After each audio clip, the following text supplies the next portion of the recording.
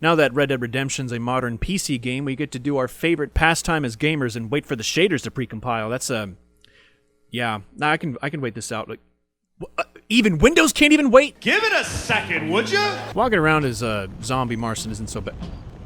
Uncle caused all this? Is that really what? No way. It did. Oh. Well, he was that too. Put me out of my majesty, your misery. You gone too far this time. I'm alone. I ain't feeling so good. Hey, now. Happy Halloween, my... What do I call you? Women. This is mostly just going to be a fun, spooky holiday special, but come on, you know the scene. Here's why you're really here. You foul creature of the night. You'll be granting me peace. Why's that? Keep you from eating more babies? In the name of all the traits are you talking about? You eat babies. You have to survive. Everyone knows that. We eat berries and mushrooms, you fool. The last of my kind. No, you ain't. I found another. See, there's one. Look, there's not even a blue indicator. That's just one in the open world. Why are you running direct? Okay, that's it. Get out of here. Get your hand off of Sassy. Bang, bang. See, this is why... No! Come on, get back up. Okay, good. And you're still running... Okay. You know, maybe there's a reason you shouldn't have, Maybe it's not my fault, is all I'm saying. There, see? You're good now. Oh, you've got to be kidding me. Get back up. Good. Jeez. Ugh. We good? Good now? Good to see you. Good to... Whoa. Whoa. Looks like the zombie's got a hunger for cake. Wait, there's one over... Sassy? Sassy, are you dead? You're dead? Come on. Yeah, that's not my fault at all. At some point, you gotta just live with your mistakes.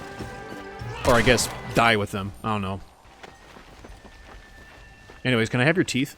We've lived in these hills 1,000 years. You eat breasts. You eat... You say so. Human. Undead Nightmare is an actual nightmare. I'd say absolute nightmare, but there's another guy, I think, who culturally controls that copyright, and I am not here to step on toes. I am here to step on woes, and woe does this standalone DLC stand on its own. Had this channel not been my full-time job, I'd have never have played it, because frankly, it is a bit repetitive in ways I don't normally tolerate. So thank you, Megan, you specifically, for making me consider the joy of playing this campy content to not just completion, but 100% completion. I expect you to text me for mentioning you soon. You have 48 hours. Our non-canonical journey begins when John returns home. After months away, John Marston has returned to his loved ones while trying to rebuild his ranch and win back the trust of his family. Marston awaits whatever life will throw at him. In the living room, Abigail sews and Jack reads. Oh, damn. Mother. Oh, I'm sorry.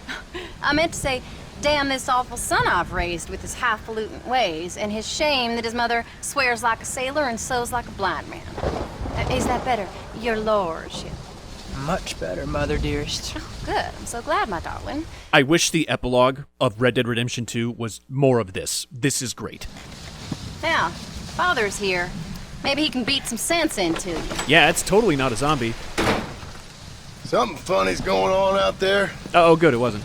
Damn dogs gone crazy and wolves howling and birds flying. Well, it's just the storm, John. Maybe. I was initially gonna just freestyle this video in case that wasn't obvious, but I wanted to begin by asserting an unproven theory about this Red Dead story.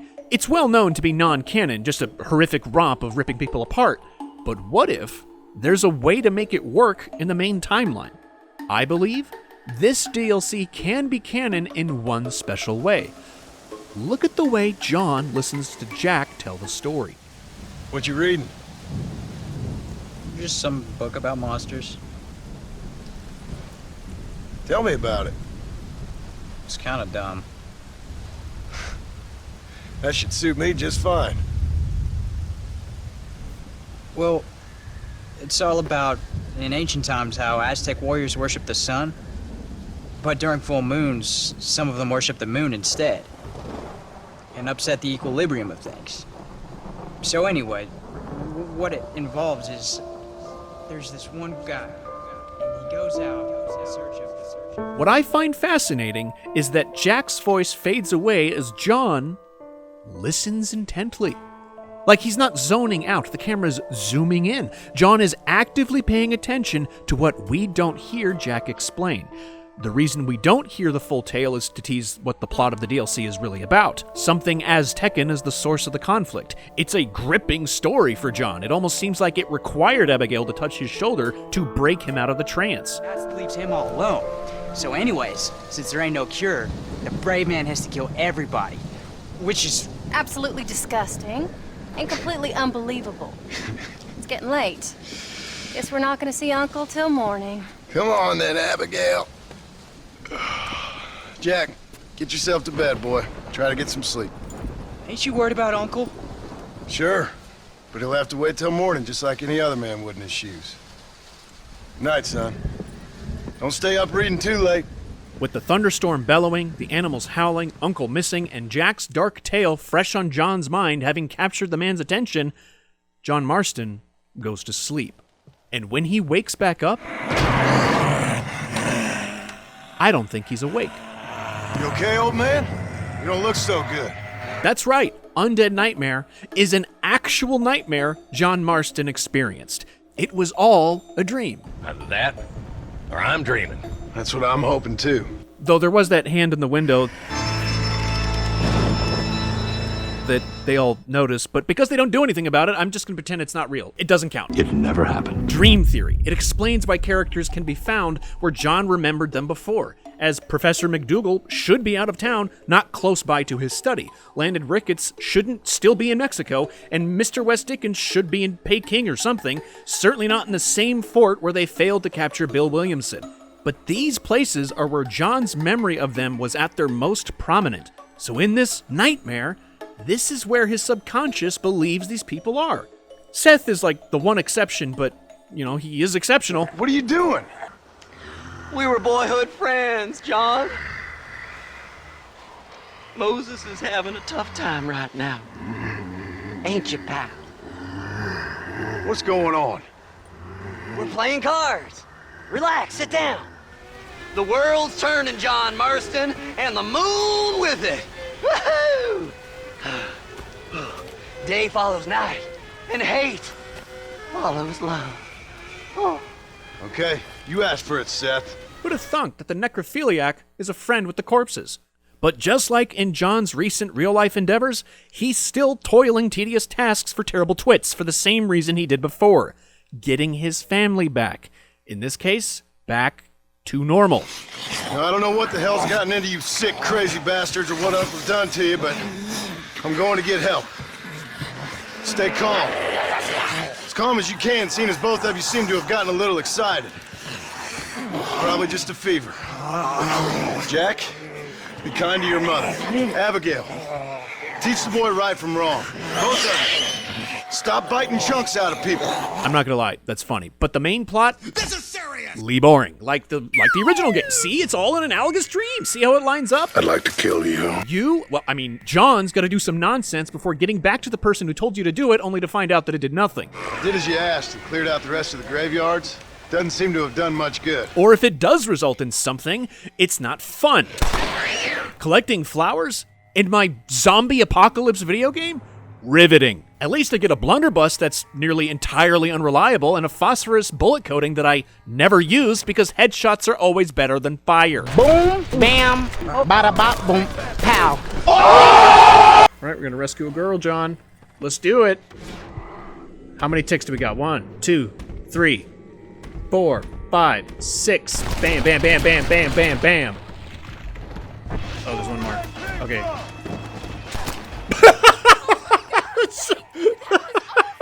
Are you Millicent? Come on. Your family's worried sick. You did. You put nothing into that. That was the. What the hell was that? What the hell is even that? There's a reason I had never finished this DLC prior to this year, because I'm only willing to do boring tasks if the reward or the roleplay is good enough.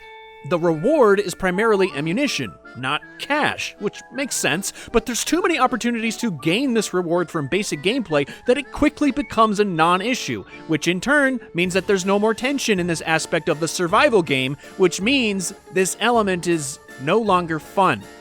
When I have enough ammo for all my guns, there's no incentive to do the rescue missions. It was the last thing I did because the only other non-gun related rewards are 2 unique outfits, which are great and worth doing the challenges for, as silly as they got. Abigail, I failed you. But just like in every open world Ubisoft game ever, what now?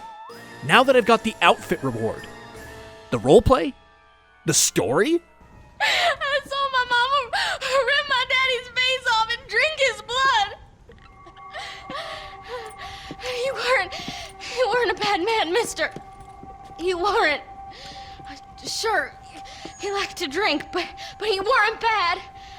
And sure, he liked the company of women, but he weren't bad, mister, he weren't. No one deserves to have their blood drunk.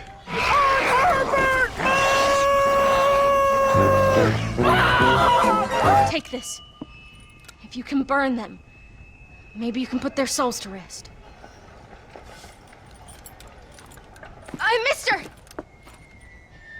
You see my Uncle Mordecai?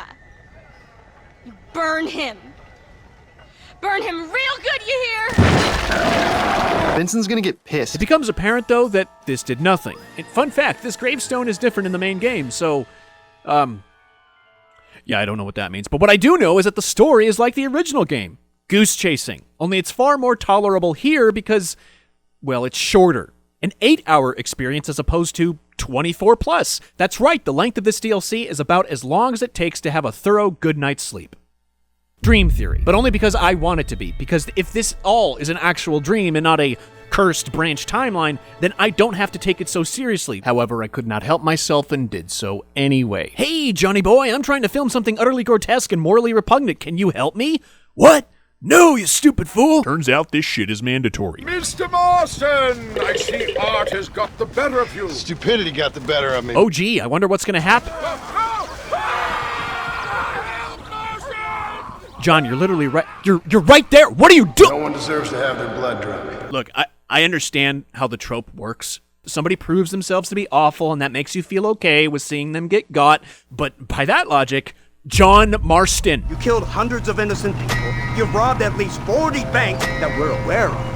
They told us there was a prize, but we got to 50. The main game forces you, in nearly every random encounter and the mandatory story, to be a high honor hero. And now you're not going to let me save some people? What the hell, Rockstar? You think I wanted to see Herbert Moon get phased out? Are you kidding? I don't want to kill you.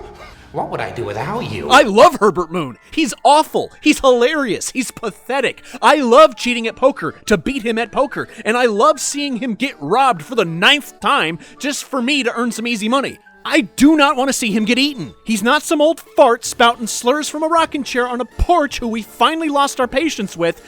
He's the guy who runs the general store. That's a valuable service to this bumfuck community. Even more valuable in these dark times. I am simply not liberal enough to be okay with this. Let the man be, or at the very least, let me have the ability to decide that.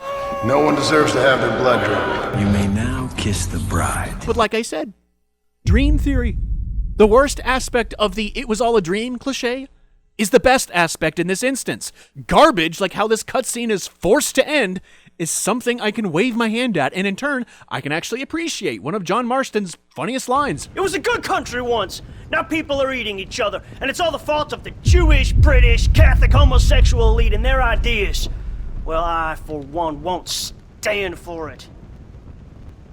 Have you ever met a Jewish person? Thankfully not. Candace Owens? Or a British Catholic homosexual? Not in my store. Oh no, that's her husband. I love so many young men, very transformative in my early 20s. For legal reasons, that's a joke. For legal reasons, that's a joke. For serious. But anyway, the main point is that John's subconscious, or maybe something supernatural, is giving him nightmares of his past and repeating the same kind of tasks he had just finished doing for every government and militia group in these 3 states. Wasting your time with Wes Dickens, did that. Going to Tumbleweed on Seth's behalf, did that. Saving town several times, did that several times. Hearing about the Braithwaites? Her and Mr. Braithwaite. No, okay, that's just the name. But fighting in an army to defend a train? He did just the same. You go to Mexico to find where the answer lurks, and when you return to the leader's mansion for the last time, you finally have a solution that works. This room is where Bill Williamson escaped from in his final 15 minutes, and after this, you finally accomplish the task the original game began with. And it's in this same room where the last mission of the DLC begins. In a roundabout way, the ultimate objective, the thing that will make everything right, is returning something to where it belongs. Kind of like how Dutch needed to be returned to the authorities for John to get his family back. It's all a psychological retelling of the main story, even down to John being stupid enough to aid awful people with stupid awful things. That's like half of the entire main game, not including the stranger missions. In the end, he gets his family back, and after a few months, there's no way his normal life lasted longer than a week. John's nightmare ends/continues with him being a living soul in a dead body. If Dream Theory is true, then this DLC was further foreshadowing for John's fate, getting killed by the authorities, something that would definitely be on his mind given his firm beliefs in the perpetual unforgiveness of others. People don't forget. Nothing gets forgiven. That's true. As he drives home one evening from an errand, he ponders whether a man can ever escape his past. And maybe, just maybe, John's earlier encounter with another supernatural entity had been on the back of his mind too. This is a fine spot. See you around, cowboy.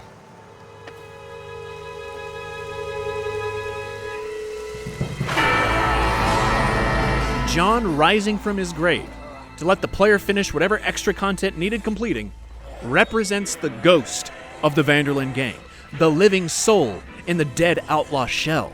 John Marston Jr. leaving the gravesite and approaching a horse to finish the unfinished work. Like any good nightmare, generally, there's no ending. There's a cutoff. The cutoff happens when John wakes up, or when Undead Nightmare is turned off. That is what this excellent, stupid DLC is about. Why did I do this? I thought I was just going to compile some funny clips and briefly talk about it, but no, I just had to overanalyze it. I just can't help myself. I wouldn't try to read too much into it. It's my job to read too much into everything, dear boy. Well, there's still time for that. This whole thing is nothing but a Jewish plot. Seems to be working. Maybe.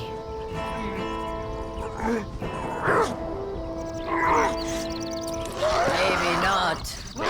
But it seems as if he were nearly saved. John, are you... That's not a... Oh my gosh. You know, headshots aren't the only answer. Get this stinking corpse away from me. Ooh, explosives. Yes, please.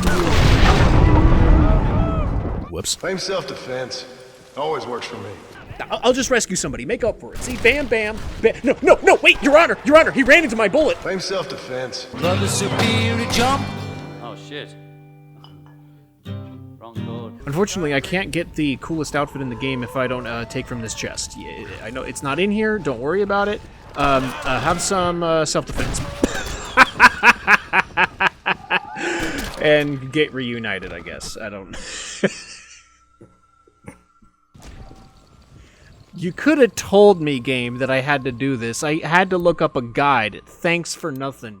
All right, I'm bored of this conversation. What's in your chest? Hopefully some delicious ammunition. Certainly a lot more delicious than what you've been eating. Oh, you don't like that? Have a... Oh, you're vulnerable to pushes? How about bullets? Self-defense! Self-defense! Self-defense. Yeah, get up there. Time to hop over the wall. Oh, okay. Well, we can try again. John, okay, no, okay. Learn the physics of the game that you're a part of. Hop the fence. Oh boy, okay. We're gonna keep trying on this. Hop the fence. Hop the fence. Hop. Okay. Okay. Hop the fence. No, I'm talking to myself. No, I'm not talking to nobody. Just hop the fence. Hop the fence.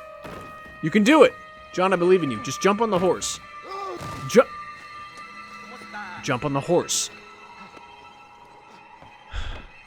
This is your last attempt, John. Do it again. Do it. You better do it. Get up. There we go. Close enough. All right, let's bring Death over. Yeah, we run over a coyote because we can do that. And what? Whoa. Death, are you? Death, did you die? Nothing got you. What? Oh man, did Jesus come back for seconds? Tell me, does anyone remember Robot Unicorn Attack? Going through the catacombs. Oh. Are you chill? Are you actually chill? All right, see you. You must clear the undead from the crypt before replacing the mask. That would have been nice to know. Oh.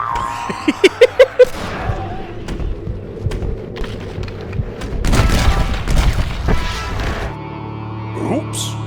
Hey, have some sniper rifle ammo. You cannot die. I see you. Oh yeah, I didn't have a place to put this in organically, so I just want to talk about the zombie types. I mean, the retchers do that explodey thing, that's fun. The normal infected, or normal, whatever. But the bruisers, these are bad. This is a bad enemy. Not because it's annoying and they really get me every time. It's because the way in which they get me is so harmless, it's just comical. Like they just run into you, and then you do the wonderful physics, and then they just stand there and just watch you. They don't follow it up with anything. It's just great. They're just Sam Raimi's army of dicks. And that's about the sum of all I got. So, thank you for watching. In the meantime, I hope you all have a happy Reformation Day.